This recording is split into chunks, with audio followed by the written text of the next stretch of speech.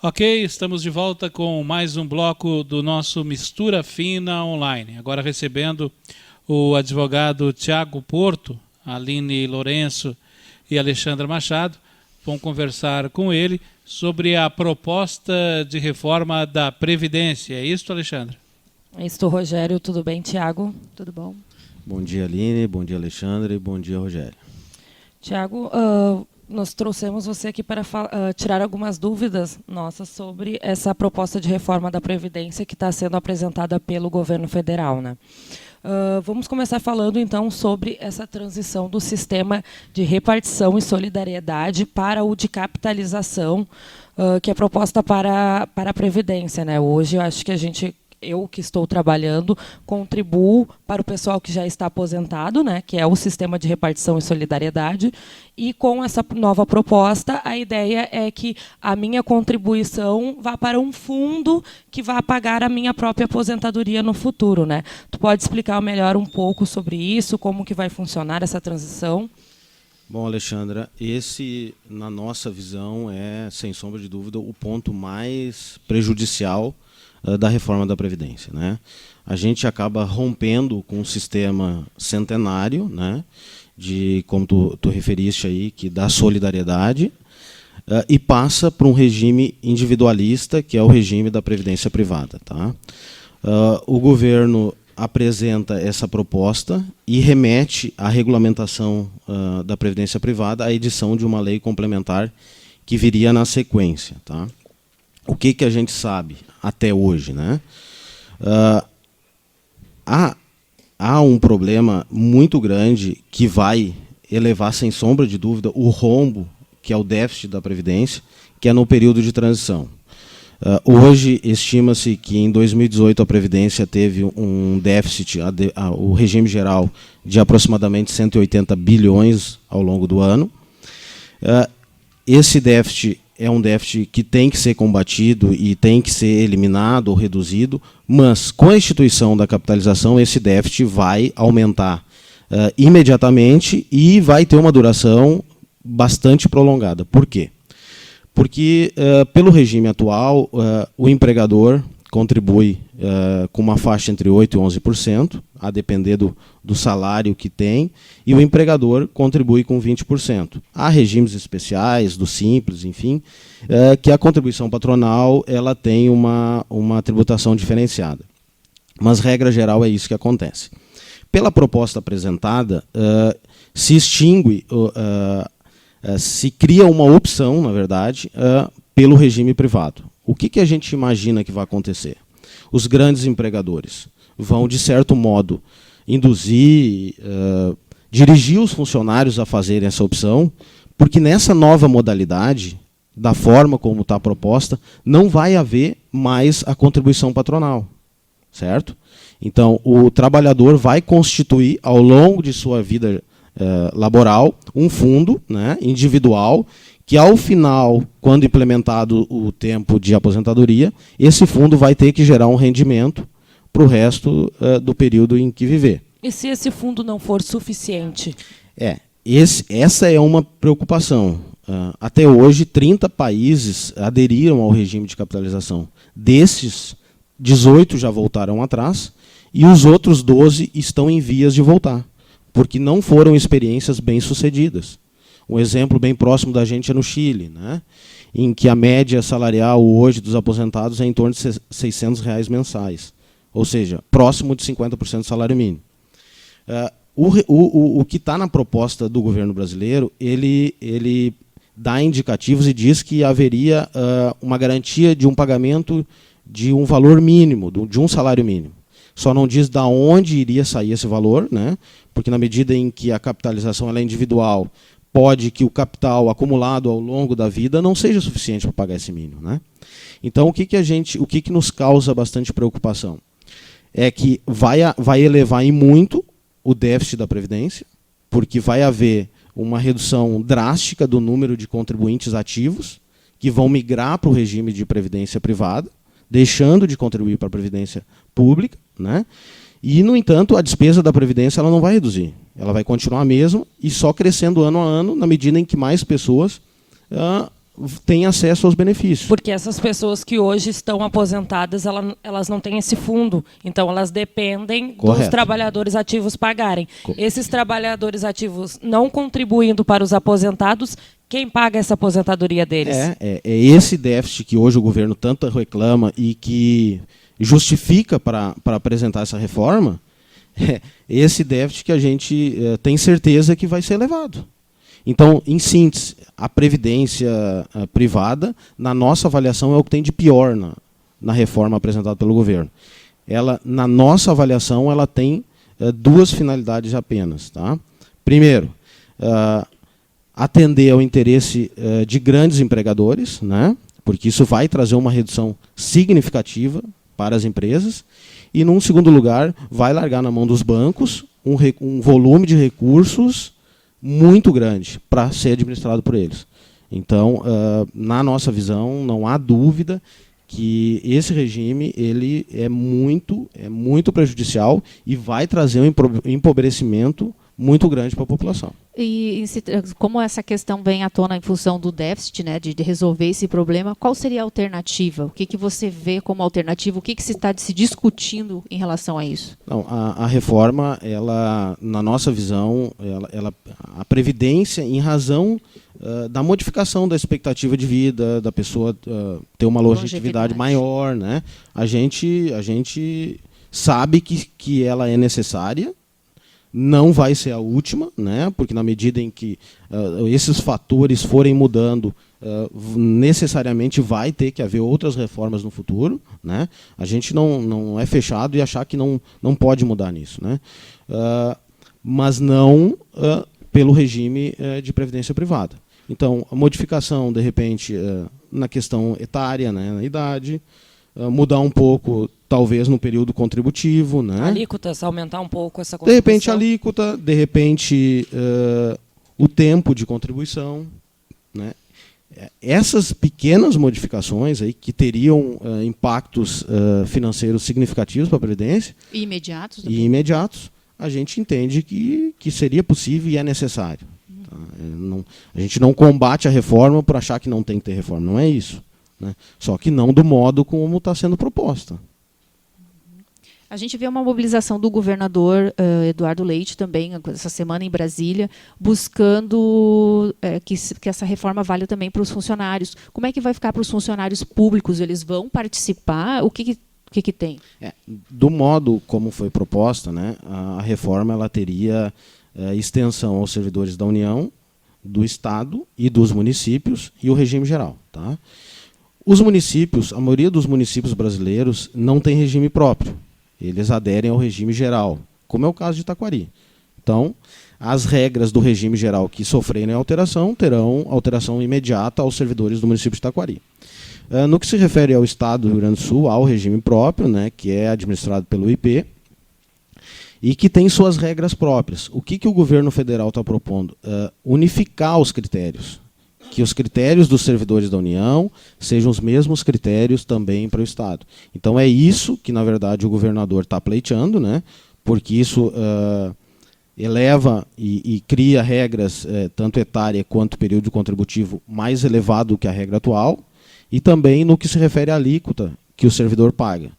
Hoje, se não estou enganado, é em torno de 11%, e a proposta do governo federal permite que essa alíquota chegue a 14%, a depender da situação econômica do Estado. Então, é esse que tem sido o pleito. É verdade que, uma vez aprovada a reforma com a inclusão dos municípios e estados, essas regras, para terem validade no âmbito estadual ou municipal, aqui no caso só o estadual, ela vai ter que ser aprovada também pela Assembleia Legislativa. Né? Então, ela não tem uma aplicação imediata, mas é um passo importante, que uma vez aprovada lá, os governos costumam ter maioria, não teriam dificuldade para aprovar. Outro ponto abordado, né, na reforma é a questão da desvinculação dos recursos da União, as populares DRU, acho. Né? Essa medida, vamos chamar assim, por muito tempo tirou verbas da Previdência, né, que havia superávit na época, e passou para outras áreas, né? Hoje a gente tem essa falta de reservas, né? Não foi feito um cofre na época das vacas gordas e em função dessa DRU. Hoje eles querem acabar com isso, né? Vocês acham que é benéfico para a Previdência que as verbas da Previdência fiquem na Previdência de uma vez por todas? Sem dúvida. A DRU, na verdade, foi um mecanismo criado pelo governo Fernando Henrique em 94. Ela, na verdade, é um artifício que o governo utiliza. Inicialmente, ela tinha uma alíquota, se não me falha a memória, de 20%. O governo Temer elevou essa alíquota para 30%, que é uma permissão do governo federal de lançar mão em recursos específicos, como no caso das contribuições previdenciárias, e jogar no Caixa Único da União. Tá? Ele pega 30% dos recursos da Previdência, esse ano estimado que vai lançar mão de em torno de 132 bilhões, e aí quando apresenta os resultados da Previdência, apresenta um déficit 30% maior, né, em razão dessa jogada contábil, né? Então, a eliminação da DRU, sem sombra de dúvida, né, é um mecanismo importante, mas ele só vai ter importância se não aprovado também a questão do regime de previdência privada, porque senão ele se torna inócuo, né? Então, é como tu disse, ao longo de muitos anos se diz que até 2015 a Previdência foi superavitária, né, e nunca se teve a preocupação, e aí é uma crítica que se faz a todos os governos, né, de aplicar esse recurso na Previdência. A União, na verdade, usando desse artifício da DRU, se apropriava de 30% das contribuições previdenciárias e lançava no Caixa Único do governo. Então, ao longo do tempo, foi criando esse problema. Então, sem sombra de dúvida que a proibição desse lançamento de mão da DRU é uma medida importante, mas desde que não instituído o regime de previdência privada. Como fica a aposentadoria dos políticos também? Vai haver alguma mudança nisso? Quando a gente fala em aposentadoria dos políticos, é preciso fazer algumas observações. Prefeitos e vereadores hoje são vinculados ao regime geral da Previdência. Tá? Então, como todo trabalhador, é regime da Previdência. A única diferenciação que há é para senadores e deputados federais. Há no Senado um regime próprio deles. Pela regra atual, tem que atingir 60 anos de idade e 35 anos de contribuição. É verdade que se soma, para alcançar esses 35, soma-se todos os tempos contributivos. O tempo que quem trabalhou como médico, como advogado, enfim. Qual é que é a grande vantagem para esses parlamentares? É o valor do benefício. Para cada ano de mandato, o salário há uma fração de 1,35. Né? Então, se o deputado exerceu o mandato durante 35 anos, por exemplo, ele se aposentaria hoje com R$ 33.700. Se o mandato tiver uma duração 50% do período de 35 anos, ele vai receber 50% desse valor. Né? Então, às vezes, deputado que tem 2 mandatos se aposenta com 35 de contribuição com R$ 11.000. Entendeu? R$ 8.000. Que eleva muito. Eleva muito. Então, se eu não me engano, 12 anos de mandato com 35 de contribuição daria direito a uma aposentadoria em torno de R$ 12.000. A proposta do governo, ela altera a regra para os novos parlamentares, aqueles que forem eleitos nas próximas eleições. Os atuais ela não muda. Ela eleva, é verdade, a idade, né, para 65 e cria uma regra de transição com um acréscimo, um pedágio de 30% do período que faltaria para os 35 de contribuição. Então, os novos deputados que forem eleitos na próxima legislatura, eles não terão mais direito a esse regime próprio. Eles serão optantes, né? Optantes não, eles participarão do regime geral da Previdência. Com o mesmo teto? Não, com teto limitado ao regime geral, que hoje é R$ 5.800 e poucos reais. Os parlamentares que estão exercendo o mandato, eles têm a opção de ir para o regime geral e abrir mão desse regime próprio, que há uma alíquota também, mas ela é muito vantajosa. Né? Então, a regra do político é essa. Ele vai se ele quer. Se ele quiser continuar para receber a aposentadoria mais alta ele pode continuar. Os atuais mandatários, sim. Os novos não terão opção. Vai ser obrigatório. Tiago, também como é que vai ficar para as pessoas que estão prestes a se aposentar, que faltam 2 anos, 5 anos, 6 anos para se aposentar? Sim. O regime geral, ele trouxe 4 regras de transição, né? São regras bastante complexas, mas regra efetivamente benéfica tem uma só, né? Que são para aquelas pessoas que... a mulher que tem 28 anos de contribuição já, que faltaria 2, e para o homem que tem 35 anos de contribuição, que faltaria 2 também. Essas pessoas, faltando até 2 anos, essas pessoas terão um pedágio, um acréscimo de 50% no tempo que falta. Então, se está faltando 2, vai ter que trabalhar 3. E se aposenta... Mais um apenas. Mais um apenas. E se aposenta com a renda, com o cálculo da renda mensal, pela regra atual, que é muito mais benéfica do que a regra nova que foi proposta. Se está faltando 2 anos, ela vai ter que trabalhar mais um. Mais um ano, 50% do que falta. Se falta 2, trabalha mais 1. Se falta 1, trabalha mais 6 meses, né? E se falta 6, 5 anos para se aposentar? Aí ela já não vai se inserir nessa regra, né? Aí ela vai ter que... são mais 2 regras, mais 3 regras que existem. Mas, em suma, a regra seguinte seria atingir a mulher 86 pontos, que é a soma da idade com o tempo de contribuição. Lembrando que o tempo de contribuição mínimo tem que ser 30, né? E o homem atingir 96 pontos. Tá? Só o que acontece? Essa pontuação, a partir de 2020, ela vai sendo elevada. Então, quanto mais tu te aproxima, mais longe tu fica. Então, quem não se inserir nessa regra primeira do pedágio de 50%, em vários exemplos que a gente fez, aí, que faltaria 3 anos, por exemplo, se aposentar, excedendo os 2, ao invés de 3, vai ter que trabalhar 5, 6 anos, entendeu? Então, ela é uma regra de transição, ela é um pouco mais benéfica do que a regra nova, mas ela distanciou muito entre o que falta e o que efetivamente vai ter que trabalhar. Houve uma mudança também nessa questão do tempo de contribuição, né? Anteriormente era 30 para homens, 35 para mulheres, para ter aposentadoria integral, isto? Assim, na verdade, nós tínhamos a aposentadoria por tempo de contribuição, né? Que aí é 35 anos de contribuição para o homem e 30 para a mulher, né? Independente de idade. Tá? Essa regra, pela proposta nova, ela deixa de existir. Não vai haver mais aposentadoria simplesmente por determinado tempo de contribuição. Agora, tem que conjugar tempo de contribuição com idade. Tá? O que muda? A regra apresentada, né, ela, como geral, ela traz a aposentadoria para o homem aos 65 anos de idade e para a mulher aos 62. Tá? Tendo que ter, no mínimo, 20 anos de contribuição. Certo?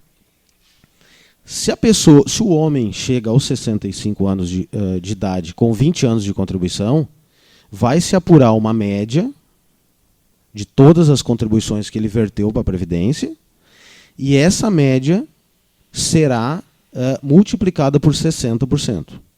Então, o valor inicial do benefício, para aqueles que se aposentarem com 65 anos, homens, e com 20 de contribuição, será 60% da média que ele contribuiu. Essa média vai elevando 2% a cada ano que exceder 20, até atingir o 100%, que será aos 40 anos de contribuição. Então, para o homem atingir, pela regra nova, uma contribuição integral, ele tem que ter 65 anos de idade e 40 anos de contribuição. A mulher, 62 anos de idade e 40 anos de contribuição.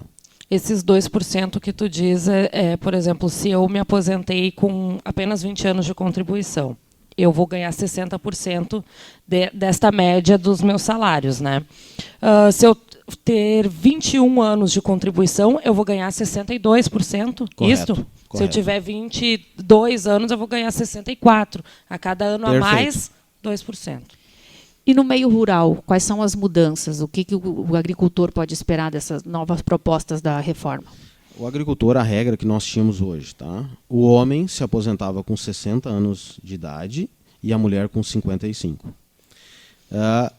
Mediante a comprovação de 15 anos de atividade rural, em regime de economia familiar. O agricultor não possuía a necessidade de contribuir financeiramente para a Previdência. Né? Pagar. Apresentava os talões. Comprovava a atividade rural em regime de economia familiar, 15 anos que antecedesse a data do implemento da idade, aposentado. Ele apresentava a movimentação no talão, isso? Tem que apresentar prova material, né? Documento do INCRA, ITR, talões de produtor, Mas os mais variados. Esse valor tirado em nota no talão de produtor tinha alguma contribuição financeira para a Previdência, algum percentual? Sim, não pago pelo agricultor, mas há ali sim um valor pago. Parte daquele imposto ia para a Previdência, correto. O que muda? Tá? O homem continua com 60, só que a mulher, que era 55, eles elevaram para 60. Tá? Então os dois 60. Agora não é mais 15 anos de comprovação de atividade. Agora são 20 anos. Tá? E o que muda? Antes comprovava a atividade. Agora, pela nova regra, tem que haver uma contribuição, que pela proposta apresentada são R$600 por ano por núcleo familiar. Então, pai, mãe, filhos, R$600 por ano. Todos juntos? Todos juntos. Esse valor poderá ser deduzido daquela movimentação que você teve ao longo do ano, e na emissão de notas, enfim. A gente não sabe exatamente como é que será materializado isso. Tá, mas, por exemplo, as notas que eu tirei no final do ano, o valor deu R$300 de imposto para a Previdência. Eu teria que dar mais 300. Teria que pagar a diferença. Aí faria um fechamento anual, que se eu não me engano em abril ou maio, que fazia uma conciliação entre o que foi faturado e o que é devido. Entendi. Há alguma mudança na aposentadoria especial, por exemplo, técnicos em radiologia, acho que tem uma redução no tempo trabalhado para essa aposentadoria, né? Essa aposentadoria foi outra que sofreu um duro golpe na proposta apresentada, né?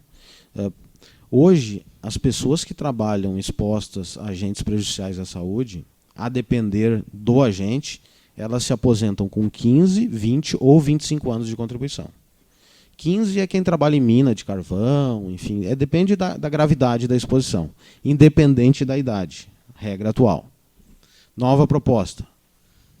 Ela remete que o legislador vá regulamentar essa aposentadoria, futuramente. Mas, enquanto isso não acontecer, ela estabelece o quê? Continua valendo 15, 20 ou 25, mas condiciona a idade. 55 para 15, para aquelas atividades que seriam 15 anos, 55, para as atividades de 20 anos, 58 anos de idade, e para aquelas que são 25 anos, 60 anos de idade. E se eu não tiver essa idade, eu fiz 15 anos aqui, já teria direito a me aposentar, mas eu tenho só 50, ainda não tenho 55. Se aposenta. Vamos imaginar uma pessoa que começa a trabalhar, por exemplo, numa mina de carvão, aos 20 anos. Aos 35 ela estaria aposentada. Aí todo mundo vai ficar perplexo. Mas 35 aposentado. Só quem vá até uma mina de carvão e vê as condições de trabalho para saber que essa pessoa dificilmente vai chegar aos 60 anos, entendeu? E ela, aos 35, quando ela já implementou os 15, ela vai ter que aguardar, ela vai ter que continuar trabalhando.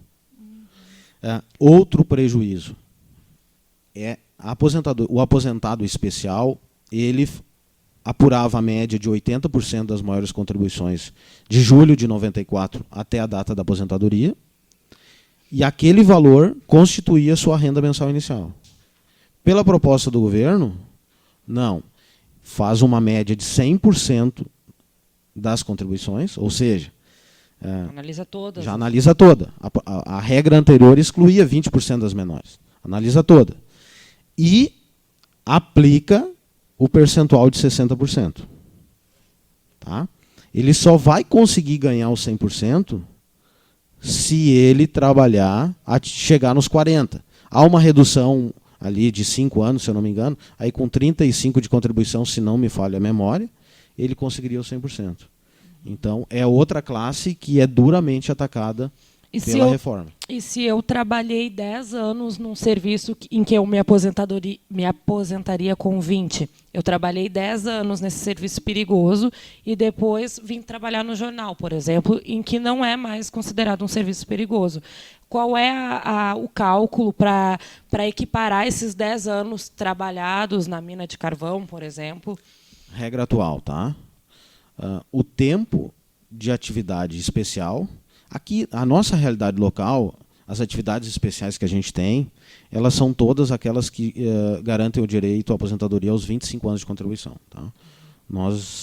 Eu confesso que até hoje não vi nenhuma situação concreta de 20 nem de 15. Tá? Então, 25 anos de atividade. Vamos imaginar que tu trabalhaste 10 anos em uma atividade, o Rogério, né? Porque o homem e a mulher têm uma diferença no cálculo. 10 anos numa atividade especial. Esses 10 anos... eles geram direito à conversão do tempo. Tá? Ele gera um acréscimo de 40%. Então, esses 10 anos se transformariam em 14 anos, que se somaria aos demais períodos que você contribuiu ao longo da vida, que não especial. Tá? Essa é a regra atual. A nova regra, ela proíbe a conversão. Se tu trabalhou 20 anos, por exemplo, em atividade especial, não vai converter mais. E... tem uma previsão ali que haveria a possibilidade de conversão, ela condiciona, tá, a comprovação da efetiva prejudicialidade à tua saúde. Ou seja, algo que tu não vai conseguir comprovar. Por exemplo, as pessoas que trabalham expostas à eletricidade, pelo risco, elas têm direito à aposentadoria. Mas a eletricidade, se tu não tomou um choque, tu não vai comprovar nenhuma prejudicialidade. É o risco da atividade. É como o vigilante. Trabalha armado, trabalha exposto a uma situação de risco, mas se ele não tomar um tiro, alguma coisa assim, ele não vai comprovar nenhuma exposição. Então, isso é outro ponto que a reforma é muito dura com os trabalhadores que trabalharam em condições especiais. Autônomos, empregados domésticos, alguma coisa, muda alguma coisa? Ou é a regra da idade mais o tempo de contribuição? Exato. Regra geral. Mais algum ponto que você gostaria de abordar, assim, que você acredita que é bastante duro ou benéfico para a população? Que gera muitas dúvidas também. Né? O pessoal faz muita confusão quando fala e critica a questão do regime próprio de aposentadoria, que são os servidores, né, da União, dos estados e de alguns municípios, né, que os altos salários, que o judiciário, enfim. Mas, na verdade, em 2003, através da Emenda Constitucional 41, o governo federal alterou a regra desses servidores. Tá? Antes, eles tinham uma aposentadoria quase que compatível ao último salário. Né? Desde 2003, foi instituída na verdade, a Emenda Constitucional previu a instituição de uma previdência complementar para os servidores públicos. A partir do momento que fosse instituída essa previdência, os servidores ficariam limitados ao teto do regime geral. O governo federal, em 2012, criou essa lei, instituindo, então, o regime de previdência complementar no âmbito da União. Então, desde 2012, todos os servidores que ingressaram no Serviço Público Federal têm seus rendimentos limitados ao teto do INSS, 5.800 e alguma coisa. Ele tem a opção de aderir a um regime complementar, onde ele pode contribuir até 8,5%, e a União contribui com outros 8,5%. O Estado do Rio Grande do Sul instituiu a lei em 2018. Então, a partir de 2018, no âmbito estadual, todos aqueles que ingressarem através de concurso público estarão limitados ao teto do regime geral. Certo? Quem é que hoje não está abrangido por essa limitação de teto? Os militares. E aí vai uma crítica. Né? O regime geral de previdência, que hoje abrange e paga em torno de 35 milhões de pessoas, ele gera um déficit aproximado de 180, 170 bilhões por ano. Os militares, que é um número que a gente não conseguiu apurar, mas infinitamente insignificante, Em relação comparado a esses aos 35 milhões, ele gera um déficit anual de 43 bilhões. A arrecadação do regime é 3,5 bi ao ano e paga 46 bilhões.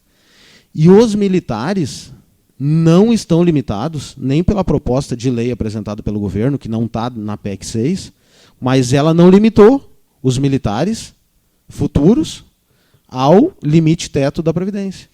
Os militares são responsáveis por cerca de 25% do déficit. É que o regime geral produz esse déficit, 170 bi.